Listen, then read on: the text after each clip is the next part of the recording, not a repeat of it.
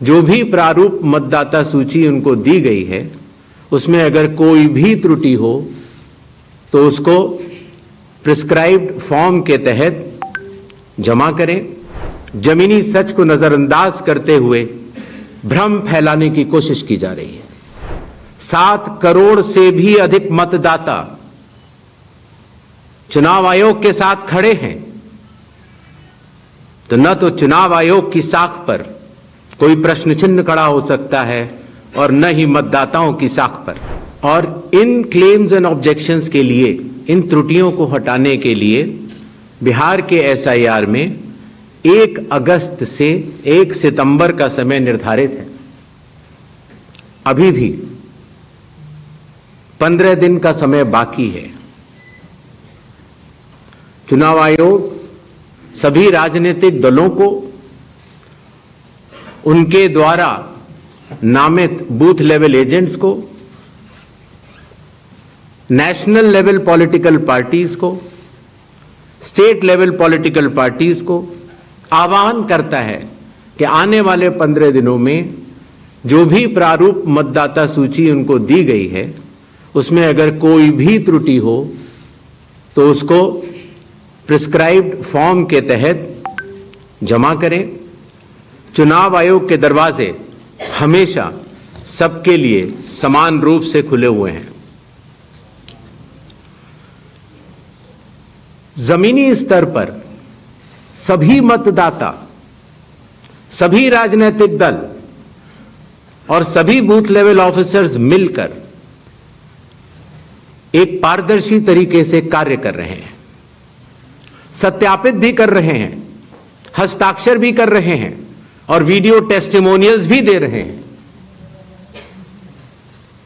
यह एक गंभीर चिंता का विषय है कि राजनीतिक दलों के जिला अध्यक्षों और उनके द्वारा नामित बीएलएस के ये सत्यापित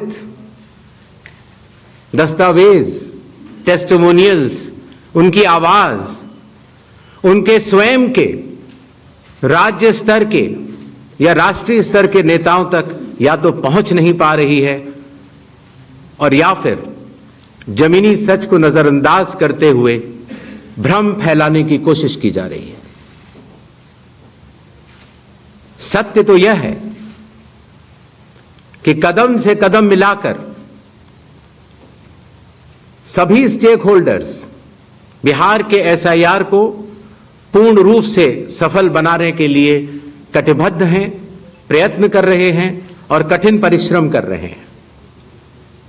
जब बिहार के 7 करोड़ से भी अधिक मतदाता चुनाव आयोग के साथ खड़े हैं, तो न तो चुनाव आयोग की साख पर कोई प्रश्न चिन्ह खड़ा हो सकता है और न ही मतदाताओं की साख पर। कानून के अनुसार अगर समय रहते मतदाता सूचियों में त्रुटियां साझा न की जाएं, मतदाता द्वारा अपना प्रत्याशी चुनने के 45 डेज के भीतर माननीय उच्च न्यायालय में चुनाव याचिका दायर न की जाए और फिर वोट चोरी जैसे गलत शब्दों का इस्तेमाल करके जनता को गुमराह करने का असफल प्रयास किया जाए, तो यह भारत के संविधान का अपमान नहीं तो और क्या है। जहां तक कि मशीन रीडेबल मतदाता सूची का सवाल है, माननीय सुप्रीम कोर्ट 2019 में ही कह चुका है कि यह मतदाता की निजता का हनन हो सकता है। Voter privacy can be breached. हमने कुछ दिन पहले देखा कि कई मतदाताओं की फोटो उनकी अनुमति के बिना मीडिया के समक्ष रखी गई उनके ऊपर आरोप लगाए गए, उनका इस्तेमाल किया गया। क्या अपनी माताओं, बहुओं, बेटियों सहित किसी भी मतदाता की सीसीटीवी वीडियो चुनाव आयोग को साझा करनी चाहिए क्या? मतदाता सूची में जिसका नाम होता है वही अपने प्रत्याशी को चयनित करने के लिए वोट डालता है। लोकसभा के चुनाव की प्रक्रिया में 1 करोड़ से भी अधिक कर्मचारी, 10 लाख से भी अधिक बूथ लेवल एजेंट्स, 20 लाख से भी अधिक प्रत्याशियों के पोलिंग एजेंट्स चुनाव के लिए कार्य करते हैं। इतने सारे लोगों के समक्ष इतनी पारदर्शी प्रक्रिया में क्या कोई भी मतदाता वोट की चोरी कर सकता है? कुछ मतदाताओं द्वारा दोहरे मतदान के आरोप लगाए गए। सबूत मांगने पर जवाब नहीं मिला। ऐसे मिथ्या आरोपों से न तो चुनाव आयोग डरता है और न ही कोई मतदाता। जब चुनाव आयोग के कंधे पर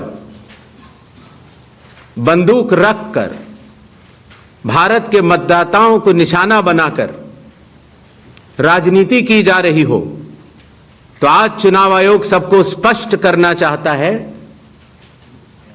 कि चुनाव आयोग निडरता के साथ सभी गरीब, अमीर, बुजुर्ग, महिला, युवा सहित सभी वर्गों और सभी धर्मों के मतदाताओं के साथ बिना किसी भेदभाव के चट्टान की तरह खड़ा था, खड़ा है और खड़ा रहेगा। सोशल मीडियाच्या भाऊ गर्दीत विश्वासार्हतेने चकाकणारे नाव म्हणजे लेट्सअप मराठी। सगळ्यांना, सगळ्या नागरिकांना ती स्पीच, ती लेट्सअप वरील मुलाखती म्हणजे विचारांचा खजिना। त्यानंतरच्या निवडणुकीमध्ये मला सोडून गेले। बातम्या केवळ वस्तुस्थिती सांगणाऱ्या, नो प्रोपोगंडा, फक्त जनतेचा अजेंडा। क्योंकि आने वाला कल जाने वाला है, जाने वाला कल आने वाला है। राजकारण, मनोरंजन असो की क्रीडा क्षेत्र, महाराष्ट्राची स्पंदने संवेदनशीलतेने टिपणारे माध्यम म्हणजे लेट्सअप मराठी। जगासोबत एक पाऊल पुढे राहण्यासाठी लेट्सअपचे ॲप, सोशल मीडिया आणि वेबसाईट सोबत कनेक्टेड रहा।